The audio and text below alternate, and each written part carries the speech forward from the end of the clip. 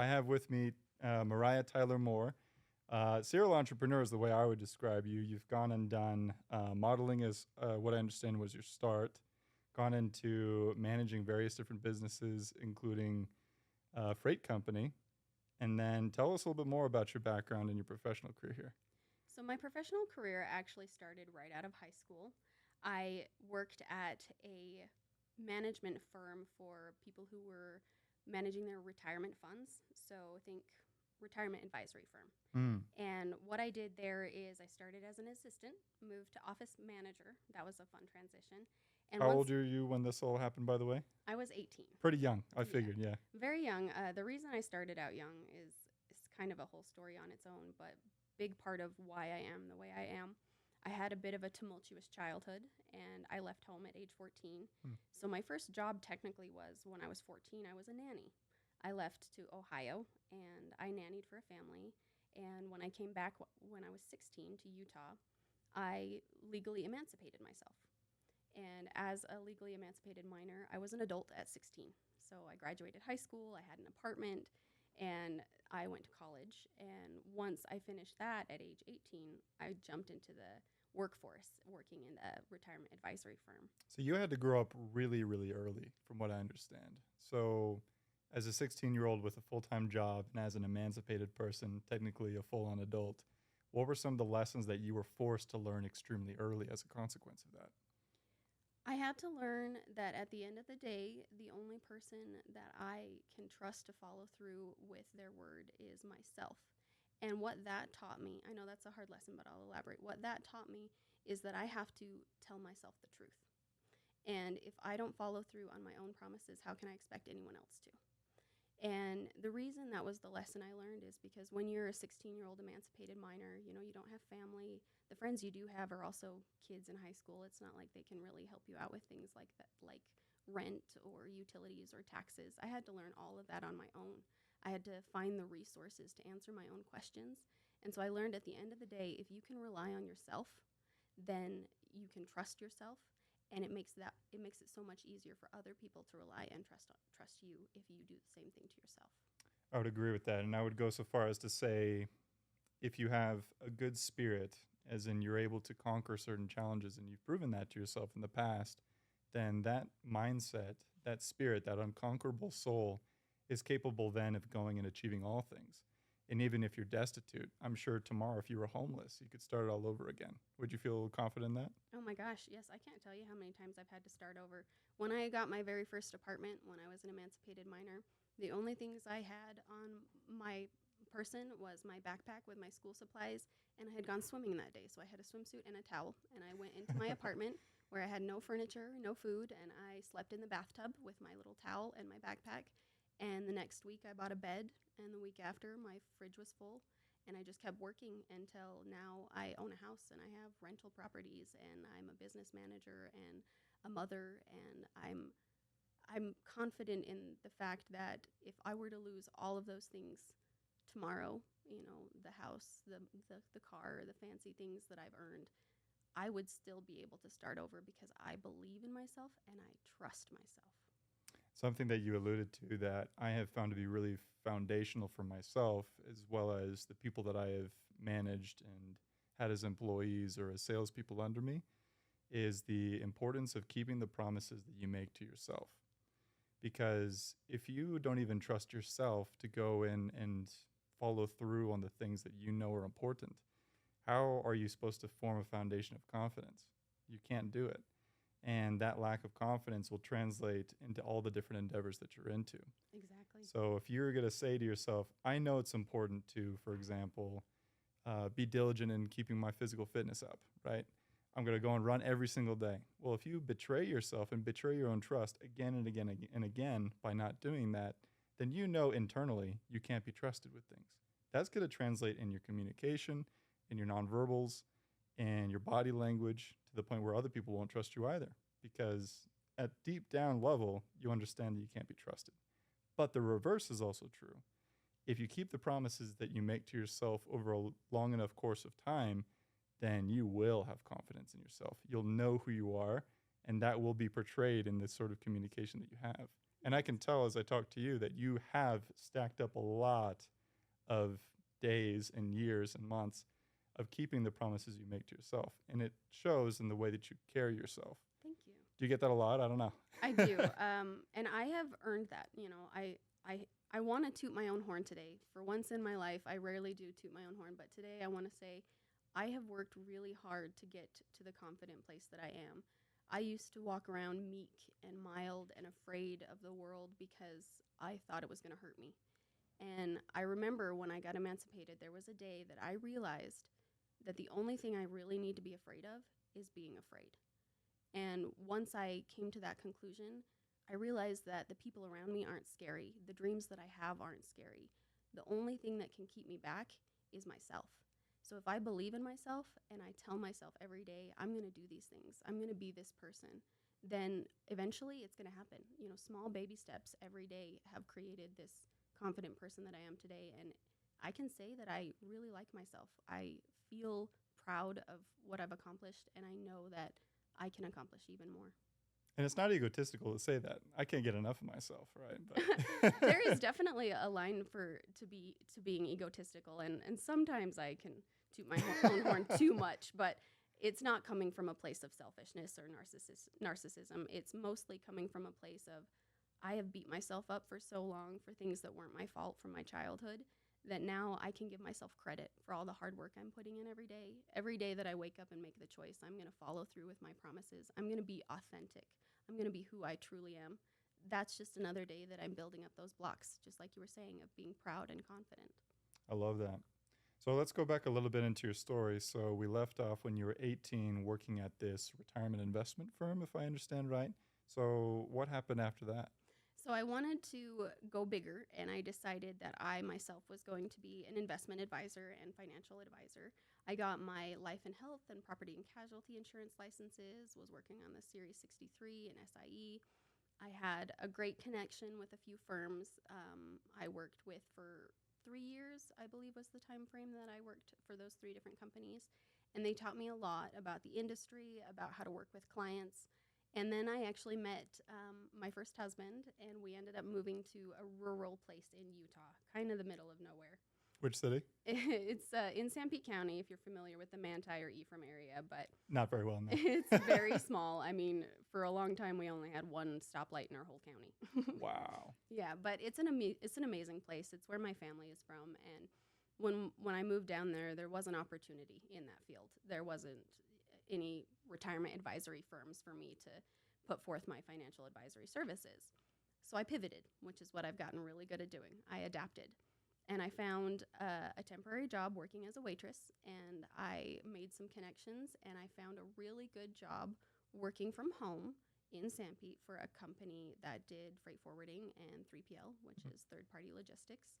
And I've spent the last 4 years from that point learning logistics, supply chain management. I went from being the administrative assistant to the operations manager, billing and disputes manager. And I felt like the education and experience I got from that job is what made me figure out that logistics is the professional love of my life. I could dispatch trucks all day long and be happy. So what is it about that particular job that really calls to you? What do you enjoy about it the most? Are you a puzzle person? I'm not, no. Okay, I'm a puzzle person. So if you look at dispatching and logistics like a puzzle, the big picture is so vague sometimes, but if you zoom in and you focus on the little pieces that you can put together, it turns into something so beautiful, but it has to work out just perfectly. And so for me, every day working in logistics is like doing a puzzle. Some people do Sudoku. I do logistics. It's so much fun. It's funny you mentioned that because I say I'm not a puzzle person, but as you described that, I realized that in my own way, I kind of am a puzzle person. I think I you're would a describe people puzzle myself person. as exactly. Yeah. That is exactly what I was about to say. You're reading my mind. I could tell that So about maybe you. you're also a people person. I don't know. Yes. But I agree. And it is so entertaining to me to realize the talents and the skill sets of the people who are in your team and yourself for that matter. And then to try and get that team to work and mesh cohesively to create something that would never have been possible with its individual parts. So you feel the same part with forming teams, I'm sure. But the puzzles when it comes to the freight business, is it just the spatial awareness of where things are going that really attracts you, or? It's more of the timing and the level of challenge, because if you even make one mistake, a million things can go wrong. And so it's all about timing and accuracy and efficiency, which are also some of the values of my company. Efficiency is one of my huge values.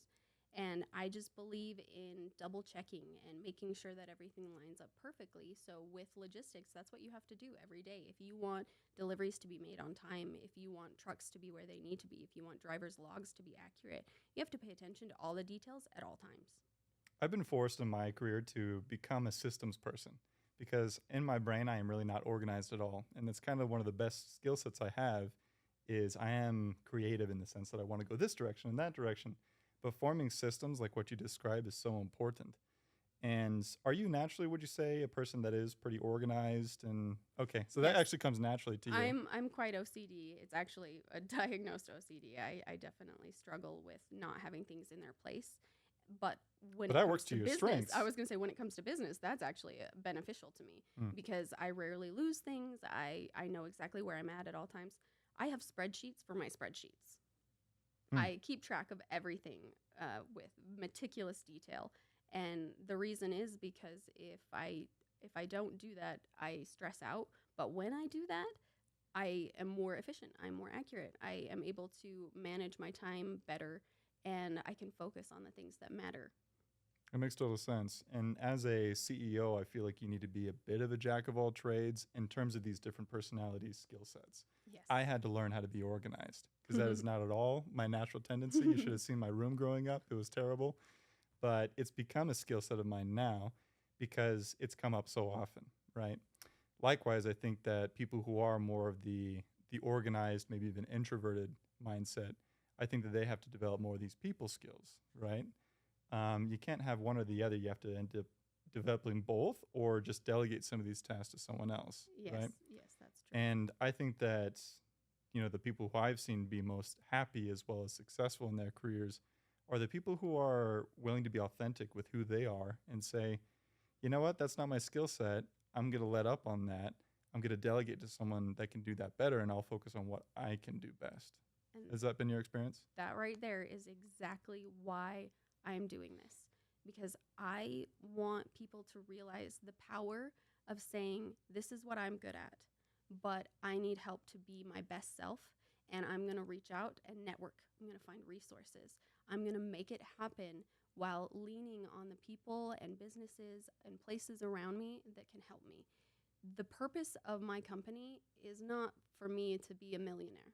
The purpose of my company is to boost my clients' businesses and their long-term success by growing a network that they can use in times of need. When they have those moments that they're saying, hey, I can't do this myself, but I know that Mariah's company's got my back and I can reach out and she's got the resources to fulfill any needs that I have. Those kind of networking connections are exactly why I do this. That's what makes me thrive, is knowing that people can build on one another and that we can all be servant leaders together. I love servant leaders. You got that from BLN, I I suppose. did, yes. It's great. So elaborate then. We left off where you were working as a waitress for a little while, in that you found the connections to what you're currently doing, which is the freight job. And in that, I'm sure you learned the skill sets, and that led you to form what you've currently built right now. Tell me a little bit more about that. So earlier this year, I had some experiences that made me very sure that it was the right time to start my businesses. I've been dreaming of these businesses since I was a little girl. People would ask me, what do you want to be when you grow up? And I would smile and say, I want to be a CEO. That's what I wanted to be. A CEO of what? I don't know, but a CEO. And now, What's the part of that that appeals to you? Is it the doing your own thing, the freedom of it, or is it the I just like building things and this is kind of one of those puzzles of yours? I definitely think it's a bit of both. I'm very independent, as being an emancipated individual, as being someone who's been mostly on my own. I'm used to being able to just make what I want happen. And being a business owner, being a CEO, you kind of have the freedom to see your visions through. And I always knew that.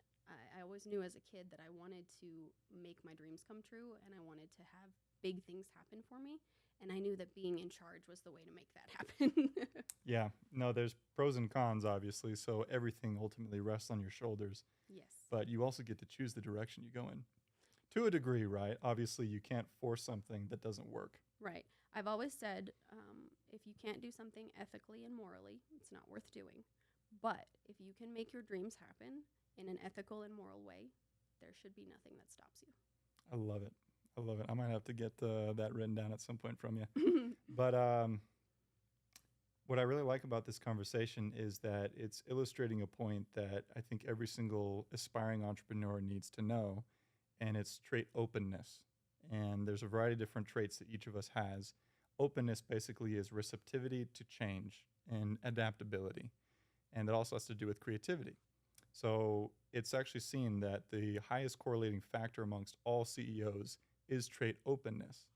And so if you're able to be open and receptive, roll with the punches in a sense, that tends to correlate most with success in business. It does. How has openness helped you to start this endeavor as well as any other that you've done? Well, being open is honestly the main reason why all of these opportunities have come my way. Like this opportunity right now would not have happened if I hadn't have had the strength to have a conversation with you at the business mixer we went to. Big scary guy. I'm sure it was very hard, right?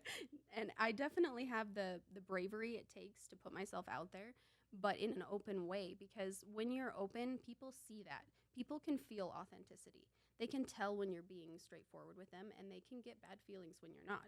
It's a very foundational thing for human beings that you get vibes, and I want my vibes to be positive and honest and loving at all times. I want people to meet me, and within a few seconds, they can say, oh, she's being herself. I know exactly what she's presenting is who she really is.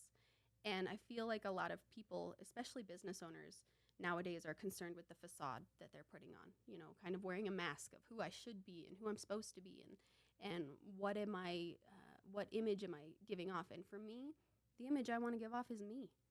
What I say now, I used to say when I grow up, I want to be a CEO. And now I say when I grow up, I want to be Mariah. You got a point. And it really translates in the way that you communicate both paraverbally, verbally, and body language wise. So truthfully, you are the only you, and no one can be a better you than you can. Dr. Seuss. What was that? Sounded like Dr. Seuss, but yes. Oh, yeah. Call me a poet. My last name is actually Painter, so I should be painting instead of poetry, but maybe it's artistry and verbal language. Anyway, I digress. But truly, yeah, I think that speaks the truth that all of us need to recognize, whether we're in leadership or not, is if you show up as you, that's the only real way that you can show up effectively. Right. And it's reciprocal because when people feel that you're being honest with them, they're able to be vulnerable with you. It's the ability to show that you trust them enough to be yourself, and they should also trust you.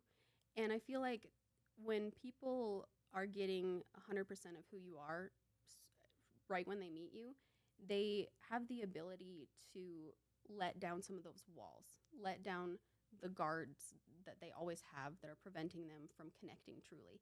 Because at the end of the day, that's what I thrive on is connection. I'm always telling people, they're asking me, what are you looking for in life? Like, do you want to be a millionaire? Do you want to have big houses? And I'm like, those things are great. But for me, I want connections. I want good memories. I want the ability to say, like, I'm really proud of all the love that I gave. And love still exists in business. I think people forget that. I think people get so consumed with the bottom line and the financials and all of the networking in a sense that you're so professional all the time. They forget that we're all human. We're all people. We're all struggling. And we should remember those connections as human beings, as people, as friends, more so than we should a transaction. And for me, that's what I'm trying to present. I want to be a person that you can trust, that you can talk to, that you can relate to, because I've been through all of it too. I understand the struggle. And now I want to share with all of these people out there how amazing it is if you just embrace who you are. It's a hard journey. I'm not just saying you can snap your fingers and love yourself. It doesn't work that way. Even I don't love myself every day, But I can honestly say that it is worth trying. It's worth trying to do to be authentic every day, business or otherwise. I totally agree with that. And I suppose the central message behind what we're trying to build here at Disruptors Media is we show up authentically as who we are, and we say exactly what we're trying to aim for. For me, success is measured in lives impacted. instead of in the typical key performance indicators of sales, revenue, all these different things.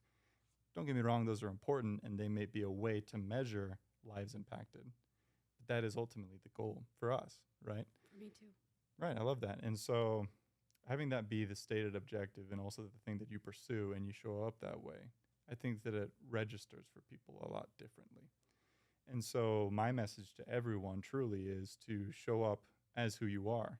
If there's something that you're passionate about, something that you feel genuinely that you feel called to tackle, which can be different for every single person, take your skill set and apply it, right? And I think that what really holds people back is I'm going to be perceived as being stupid for naively trying to solve this problem that I care about so deeply. Or I hate showing up on camera, for example. That was one that I struggled with a lot. Right. Or I'm probably going to fail, so why even try anyway? You know, that makes me think, I'm pretty sure it was Albert Einstein who said, if you judge a fish by its ability to climb a tree, it will live its whole life believing it's stupid. And I think that that is exactly what you're trying to say, is that we all need to embrace what we truly have to offer, even if it might feel lacking in certain areas, because we have such beautiful connections and networks around us to pick us up and to raise us up in those moments where we might feel lacking. But at the end of the day, when you are truly yourself, you shouldn't feel lacking because you are 100% you. And just like you said, you're the best you can be. So it seems like authenticity, it's one of your core values. And it seems as though one of the things that you provide in terms of a service is helping these businesses to network and show up and help each other out. And especially in hard times like right now, I think that that could never be more important.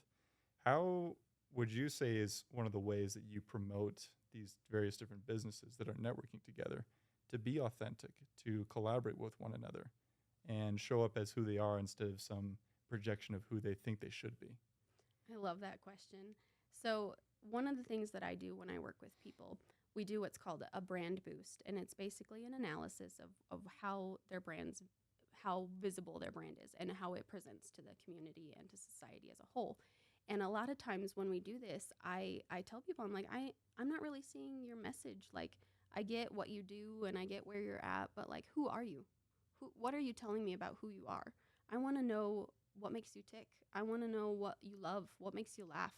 And I feel like even in small ways, like things as simple as our website or our logo can show things about who we are. For example, before this podcast, I was checking out your website and I could tell that you're classy and elegant. And I walked into your office and I get the same vibe. And it's because you're presenting yourself for who you are. And I want to do the same thing in my business. And by doing that, my clients are going to follow my example. They're going to learn that you can be 100% authentic. You can make mistakes. You can be silly. And you can still be professional. And you can still be good at what you do. I would agree with that. And showing up authentically to the various different places where you're at with these people, it unspokenly or subconsciously gives them permission to do the same. When you show who you are, basically you're showing all your cards. You're like, hey, you're safe. You can show me what you're all about. And I love that about you. And I'll say the same thing. I actually looked at your logo too before you came in. And is there a parallel with Rosie the Riveter there? Yes. Yeah? Okay. So tell me what do you want to convey with that? So Rosie the River, when I think of it, I'm thinking of empowerment. I'm thinking of hard work in the face of adversity. You hit the nail on the head right there. Empowerment. That's exactly where I was going with it. Great. That's the message that I want to give is I want to empower you to empower yourself. That's the purpose of my business. Great.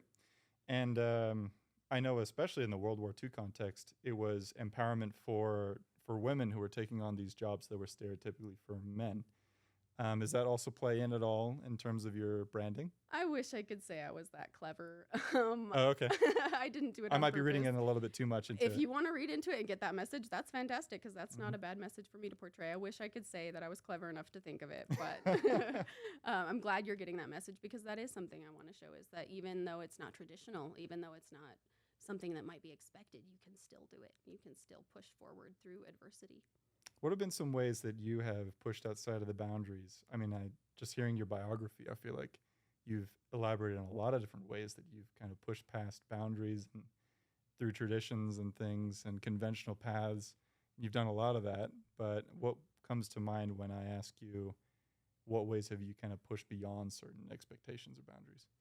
One thing that immediately jumps to mind is not a lot of people would know this about me, whether they're listening now or watching this, but I'm actually disabled. I have a heart condition and a stomach condition, and this came from actually COVID in 2019. I was one of the first people I knew to get sick, and it just led to a plethora of health issues. And I've actually even had cancer in the last few years, but 8 surgeries later, and a lot of doctors' offices, a lot of support from my family and friends. And I have learned that I do not have to follow the stereotypes. You know, you hear disabled and you're not thinking a businesswoman who's on like going to be on TV and who's filming podcasts and going around to business mixers. But me and my service dog, we go around and we do this, and I have backup all the time if I need help. I know exactly how to take care of myself because I'm not going to let something like my body's inability to stay healthy sometimes interfere with my dreams. That's the biggest challenge that someone can face sometimes, is your body not listening to you, you know, whether it's depression or something as severe as cancer. Oftentimes we have thoughts in our mind, we want something, but our bodies don't listen. And I have had to fight that every day. Every day I have to make the choice to say, like, I'm going to keep myself healthy. I'm going to do what I need to do so that I can accomplish the things that I want to accomplish, so that I can show my daughter that even though some obstacles seem insurmountable, you have to try.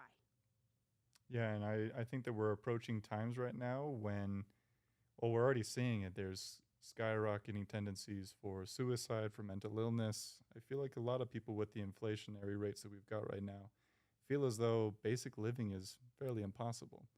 But one thing I want to stress with everyone is the importance of resilience and and just moving forward. I think that there's only really two ways that you can go.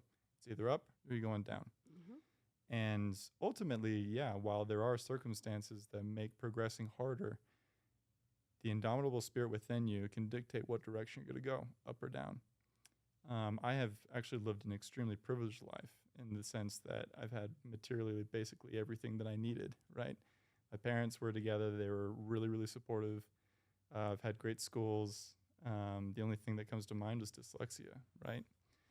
But, you know, for those who haven't had as privileged of a background as I do, I would say, you know, ultimately you have to decide that you're going to be part of the solution and not the problem, right? And that was what it was for me, was, okay, I can use these various different gifts that I've been blessed with to go and benefit people's lives and be an example, you know?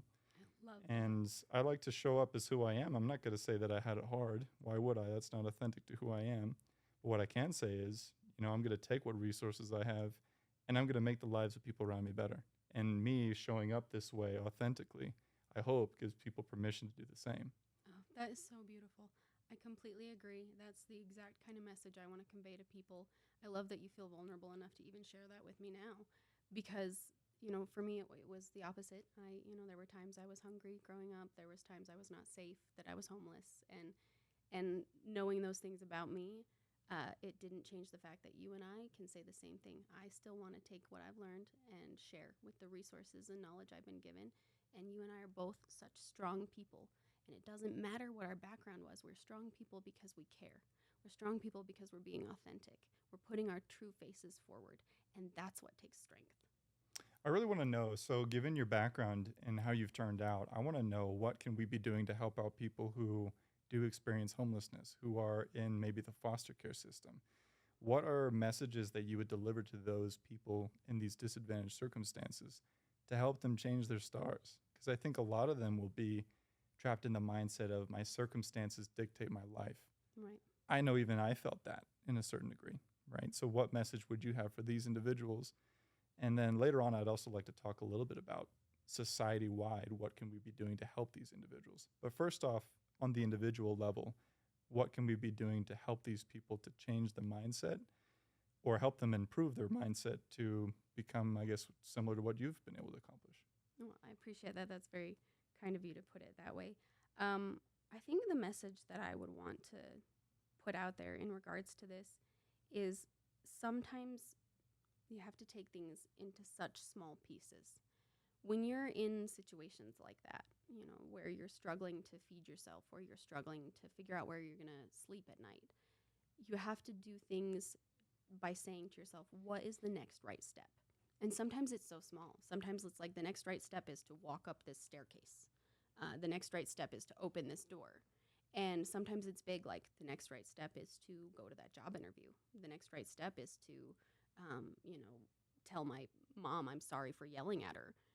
It takes a big choice, but every moment that you make that choice to make the next right step, that's what's going to get you through it. And I remember someone once saying to me that the end of the journey is none of your business. She actually said it very sweet. She said, "The end of the end of the journey is none of your business, honey."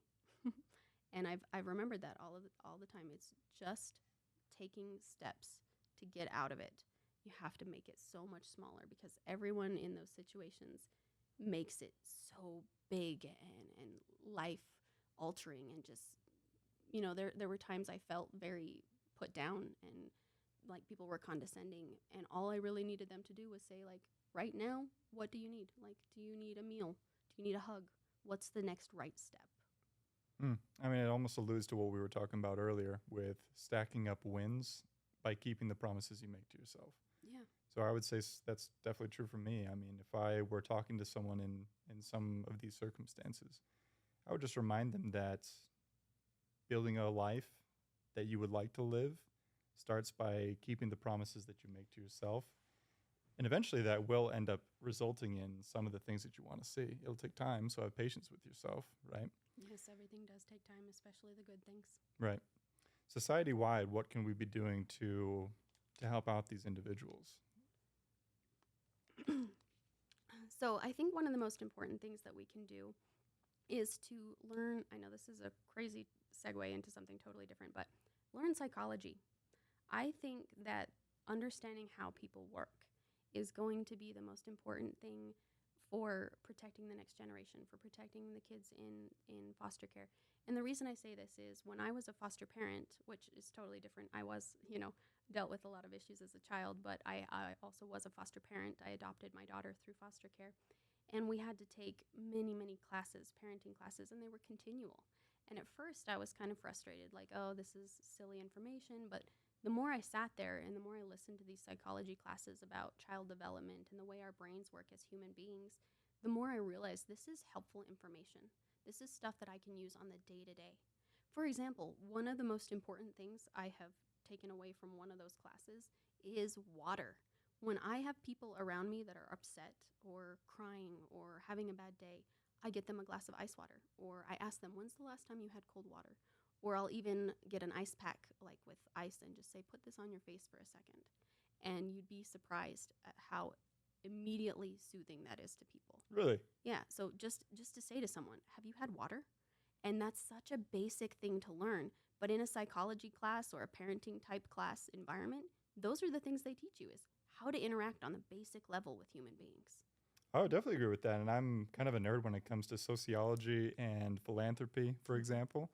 And some of the studies that I was partaking in and seeing in real time a lot of the times was, nonprofits, they don't understand human psychology well enough to actually implement solutions that truly help people to help themselves. Right. One of my favorite quotes, and crazy enough, I actually forget who said it, but it was, true charity is concerned less with taking people out of the slums and more concerned with taking the slums out of the people.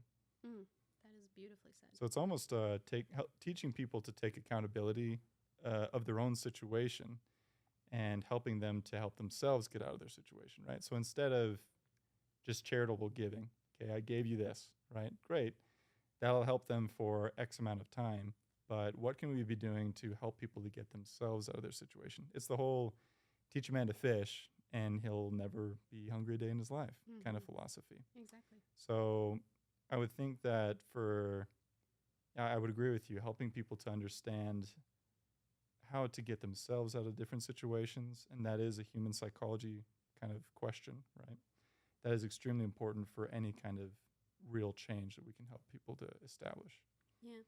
I think a lot of people forget, we get so consumed every day with our own inner workings and the things that are going on within our own lives that we forget there's literally billions of us out there all living similar existences without taking the time to appreciate that. I look at you and I say to myself, you have parents that love you. You are going to go through the cycles of illness and wellness. You are going to learn. You are going to die one day. And I know that's sad, but that's the way that I look at people because I am the same way. I have parents. I am going to be sick and well. I am going to die one day. But if you can see the soul level of all the human beings around you, it makes it so much easier to be yourself because not only do people become less scary when you see them as just other people also struggling, but it allows you to connect with them. And those experiences of knowing how humans work and how we can build those relationships together, whether it's as simple as, do you need a glass of water? It's amazing. I mean, that's going to be so important for anyone who actually wants to be part of the solution in the world is learning how to operate with one another, is how to network like what you're doing every single day, how to manage teams and to get the very best out of their skill sets and talents. Human psychology is kind of the basis almost, I want to say, of It really is. understanding how to actually help people. Yeah, I would say that's definitely the case. And then forming a business around that, it's going to require a lot of different skill sets as well. But truly understanding how I can impact someone's life in a real impactful way, that's psychology, I would suppose. It is. It is just taking a moment to relate to the people around you because hopefully we're all human. Last I checked, right? Yeah, last I checked too. But I think that if you take a moment every day to remember that the people around us are trying just as hard as we are, and that if I'm authentic, they'll feel more comfortable being authentic. We can lift each other up slowly but surely, little baby steps. For me, when I say to myself, what's the next right step? It changed, from when I was younger to from being feed yourself and go to school, and now it's what's the next right step is make a difference, grow, learn. Those are to me the next right steps. And for me, when I'm growing and learning, it's about the people. The people are the spice of my life, and they are the drive behind what I do. So, for anyone listening, right, and this is kind of a last question I like to bring up with everyone that I get the pleasure of talking to is so, what is a next step or maybe a first step for anyone who sees a problem and wants to be part of the solution? What would you suggest that they do in order to initiate this adventure of their lives in building the business to help these problems or to build a nonprofit or just to be part of a contributing factor towards being a solution? What would be the first step that you would recommend for anyone like that? If I had to summarize the one biggest lesson I have learned, it is speak kindly to yourself. So if you want to make a big endeavor, if you have big dreams like I do and you want to go out there and change the world, speak nicely to yourself. The way you speak to others is very important, but the way you speak to yourself is the most important. We're so uncharitable with ourselves and We the way are. we evaluate our We are stuff. our own worst critic. We're so judgmental to ourselves. But once you start speaking kindly to yourself, it translates in everything you do. You start building strength. That voice in your head, every time you're kind and friendly and loving to yourself, that manifests in all of the things that you do. You can literally build something out of nothing by the way you treat yourself. Why is it that you think that people don't have charity for themselves? It seems like such a strange thing that we're incapable a lot of times. And this is me speaking in my youth. I would do this all the time. I would hate speak in my own mind, saying that I was never good enough. Why do you think on a human psychological level do we do that? I think it's our natural tendency to be negative, unfortunately, as human beings. But what brings us out of that negativity is human connection. So when we when we get to a point where we're thinking those things, like I'm not good enough, what brought you out of it? Was it a friend or a family member telling you they love you? Was it remembering that like, oh, I'm needed for my job? It's our place in the world that allows us to feel like we are good enough. And I'm not saying that you should go around believing that you're only valuable if other people believe you're valuable. What I'm saying is you should realize that you are valuable simply because you are. You're here. Your place on the earth is important because you're here. Like that, it's as plain as simple as that is. Because you're here, you matter. And if you can treat yourself every day with kindness and grow every day with kindness, treating the people around you with kindness, you're eventually going to get to a point where you can make a difference, where you can change things. For me, it was realizing exactly that, right? I asked myself, well, what makes me so special in a world of, 8 billion people? And truly I didn't know for the longest time, right? But through a lot of introspection and by, pleading to higher source, I believe in God very devoutly. And I asked him, "Why do you love me? Is there a reason for that?" And I have to say, that's probably one of the most tender moments of my life was I was given the inspiration to know why I was loved. The things that are unique to me are completely individual. There's no one else that is You exactly are the this best skill you. set that I have, right? Exactly. And it gave me, in a sense, a desire to show up as who I am. And because of that, I've, been able to get rid of the shackles of I'm not good enough and instead say, I'm going to show up today.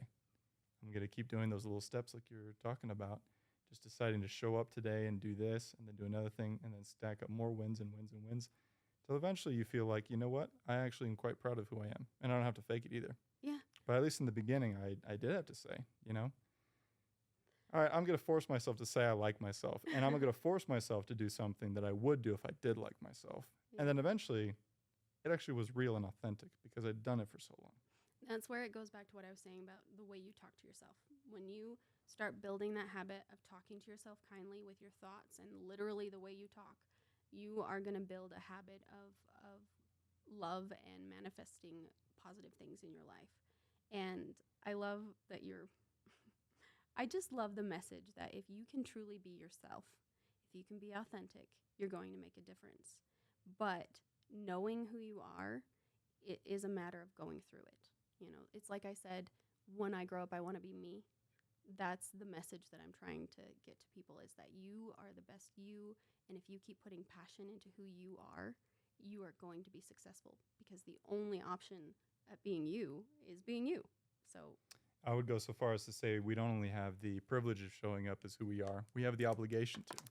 We're going to be inheriting some insane problems in this world, very chaotic problems going on right now.